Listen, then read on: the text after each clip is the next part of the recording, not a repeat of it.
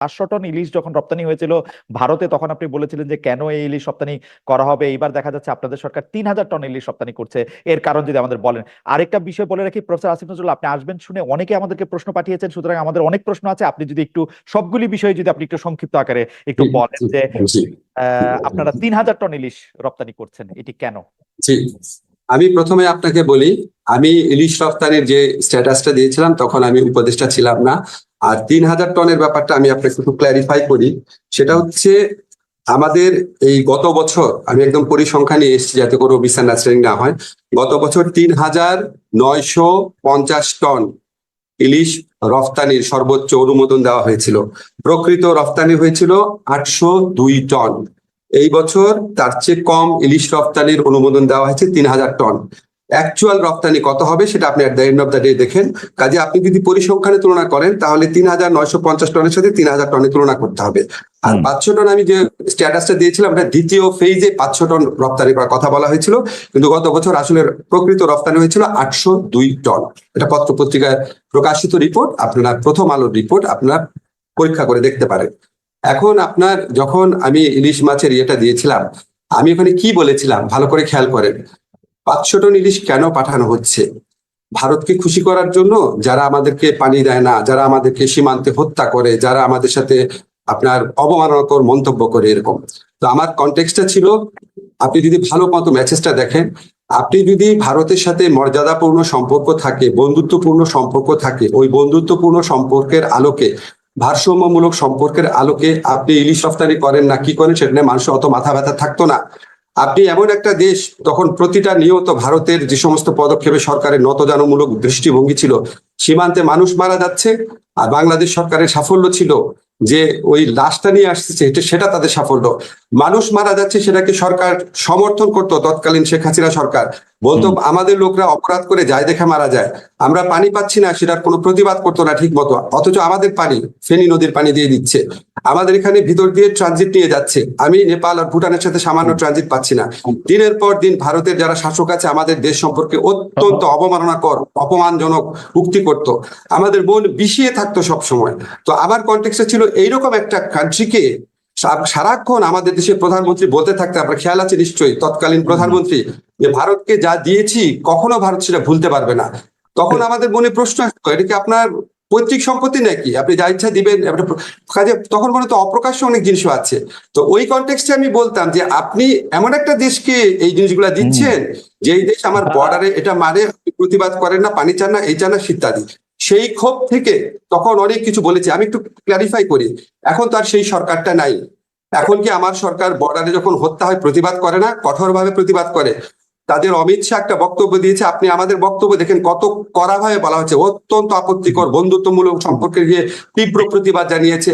আমাদের যিনি চিফ প্রধান উপদেষ্টা আছেন উনি ভারত সম্পর্কে কিভাবে কথা বলেন, আমি আমার প্রথম আলো ইন্টারভিউতে ভারত সম্পর্কে কিভাবে কথা বলেছি। এবং এখনকার কনটেক্সটে আপনি যদি বলেন, আমি একটু ক্লিয়ার করি আপনাকে, এই 500 টন ইলিশ রপ্তানি প্রক্রিয়া তো আমি যদি ছিলাম না, এটা হচ্ছে কনসার্ন মিনিস্ট্রির সাথে আলাপ করে বা কনসার্ন মিনিস্ট্রির সাথে কথা বলে করা হয়েছে। তারপরে যখন আমার নিজের কাছে মনে হচ্ছে কেন দেওয়া হচ্ছে, আপনি কি যুক্তিগুলা শুনতে চান? এইটার পিছনে যে কি কি কথা আমি শুনেছি আমি নিজে ইনভেস্টিগেট করে। আমার মনে হয় যে সেই যুক্তিগুলি আমরা নিশ্চয়ই শুনবো। আমি মাঝখানে একটু কথা বলে নিই এবং অনেকগুলি বিষয় নিয়ে যেটা আমাদের কথা বলতে হবে।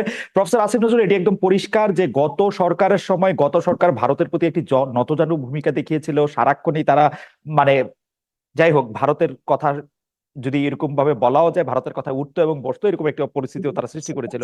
কিন্তু ভারত কিন্তু এই সরকার চেঞ্জ হওয়ার সাথে সাথে চেঞ্জ হয় নাই, আপনারা চেঞ্জ হয়েছেন। ভারত ভারতের আগের মতোই আছে। তার মানে আপনারা কিছু কড়া কথা বলছেন, ইলিশও দিচ্ছেন। গত সরকার কড়া কথা বলতো না, ইলিশ দিত। আপনারা কড়া কথা বলছেন, ইলিশ দিতেন। এটা কি একটা সিম্বলিক যে আপনারা ভারতের সাথে একই রকম সম্পর্ক রাখবেন, শুধু কিছু কড়া কথা মাঝখানে বলবেন? ব্যাপারটা কি এরকম? নো নো, আমি যতটুকু বুঝতে পেরেছি, আমি যখন এই ব্যাপারটা ইনভেস্টিগেট করেছি তখন কতগুলা কথা বলা হয়েছে, এগুলো কিন্তু আমার কথা না, আমি মানে রপ্তানির পেছনে কথাগুলো শুনতে চেয়েছি। তখন একটা কথা বলা হয়েছে যে, আমি যেটা যেটা ইনভেস্টিগেট করে বা জিজ্ঞেস করে জেনেছি, সেটা হচ্ছে আমাদের ছাত্র জনতার যে বিপ্লব হয়েছিল, এই বিপ্লবে পশ্চিমবঙ্গের মানুষের সমর্থন ছিল। তারা আমাদের ওইখানকার দূতাবাসের সামনে কর্মসূচি পালন করেছে। পশ্চিমবঙ্গের যে মুখ্যমন্ত্রী ছিল তিনি অত্যন্ত কড়া ভাষায় আমাদের তৎকালীন প্রধানমন্ত্রীর সমালোচনা করেছিলেন এবং এটা নিয়ে একটা টানাপোড়েনের সৃষ্টি হয়েছিল।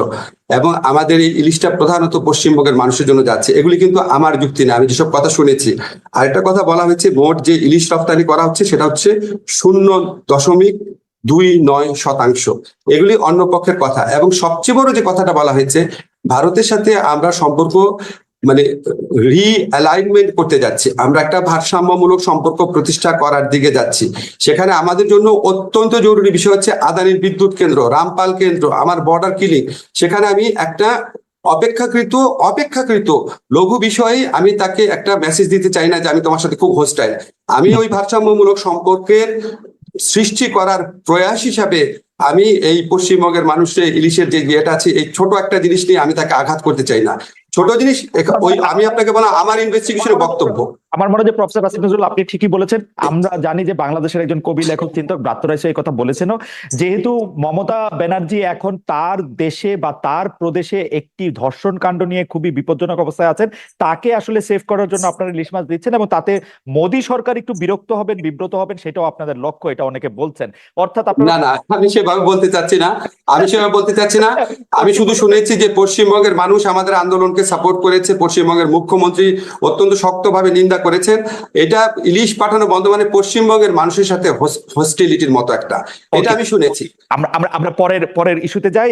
আমরা একটি জায়গায় আপনি বলেছিলেন, আমি আপনাকে উদ্ধৃত করছি, এটাই ভারত প্রসঙ্গ, যে আমরা পত্র পত্রিকায় পড়ি 26 লাখ ভারতীয় বাংলাদেশে চাকরি করে, বাংলাদেশের ছেলেরা চাকরি পায় না, রাস্তায় রাস্তায় ঘুরছে, আর ভারতের ছেলেরা চাকরি করছে। আপনি সরকারে আসার পরে এই বিষয়টি সম্পর্কে আপনার আপডেটেড মন্তব্য কি? 26 লাখ ভারতীয় এখন কি করছেন?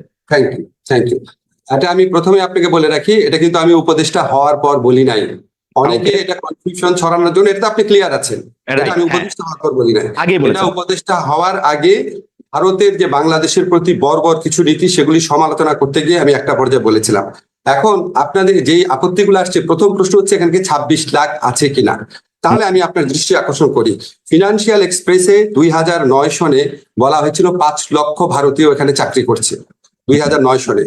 2015 সনে ডেইলি স্টারের রিপোর্ট, 2015 আজকের থেকে 9 বছর আগে, সিপিডি বলেছে রেমিটেন্স পাঠানোর দিক থেকে বাংলাদেশ হচ্ছে পঞ্চম।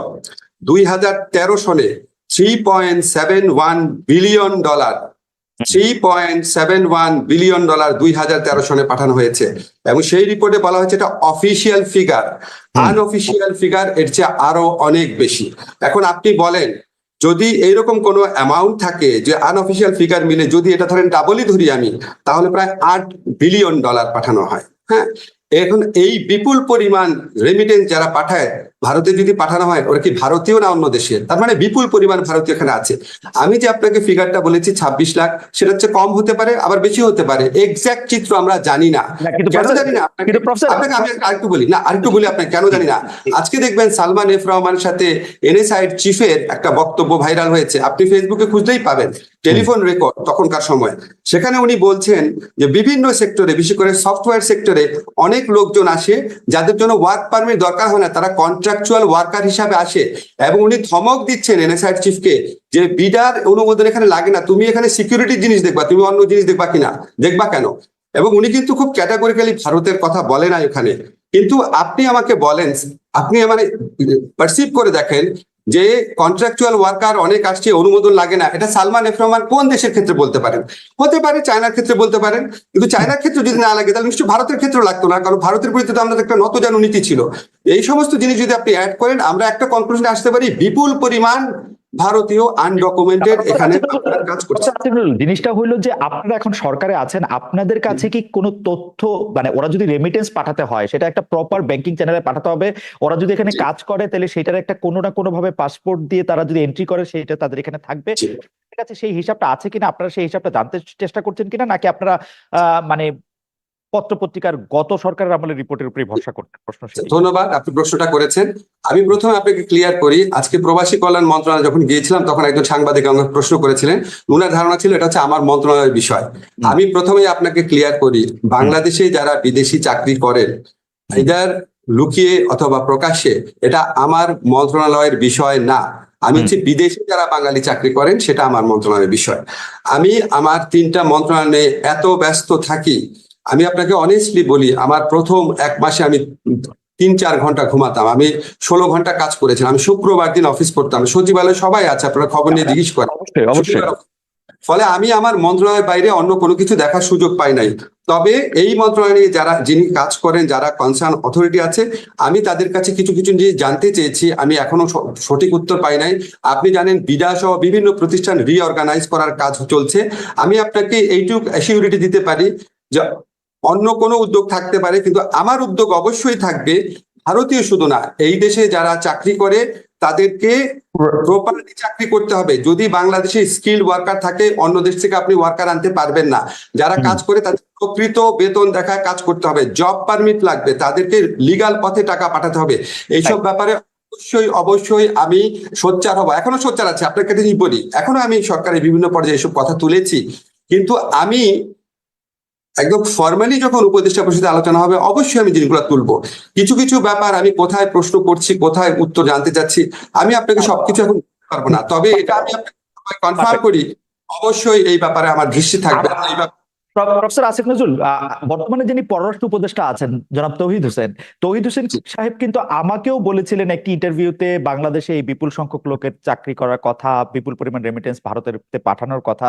তো সেটা নিশ্চয়ই তিনি অবগত আছেন। 50 দিন একটা সময়, তিনি নিশ্চয়ই এই ব্যাপারটাও দেখবেন। আমরা এই অনুষ্ঠান যদি তিনি দেখে থাকেন, আমাদের এই আহ্বান রেখে যাবো। তবে খালেদ, আমি একটা জিনিস বলি, এখানে যারা কন্ট্রাকচুয়াল চাকরি করেন, যারা প্রাইভেট সেক্টরে বিভিন্ন লোকজনকে নিয়ে আসেন, তারা তো নন ডকুমেন্টেড। সো প্রকৃত সংখ্যা আমি পাবো না। আমি আপনাকে আমার ব্যক্তিগত অভিজ্ঞতা থেকে বলি, আমার ব্যক্তিগতভাবে পরিচিত একটা প্রতিষ্ঠানে যখন আমি দেখলাম অনেক ফরেনার চাকরি করে, মানে ভারতীয় চাকরি করে, স্পেসিফিক্যালি বলি অনেক না, 7-8 জন ভারতীয় চাকরি করছে। তো আমি ওনাকে জিজ্ঞেস করলাম, উনি খুব ঘনিষ্ঠ, যে আপনি কেন দিচ্ছেন চাকরি? বলে শেখ হাসিনার গভর্নমেন্টের আমলের কথা, বলে উনাদেরকে চাকরি টাকরি না দিলে সরকার ভাবে আমরা অন্য পক্ষের লোক।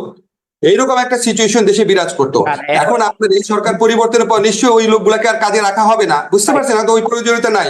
ফলে আপনি অ্যাকচুয়াল নাম্বার পাবেন কিনা আদৌ সেটাও সন্দেহ আছে, কাছাকাছি নাম্বার পাবেন।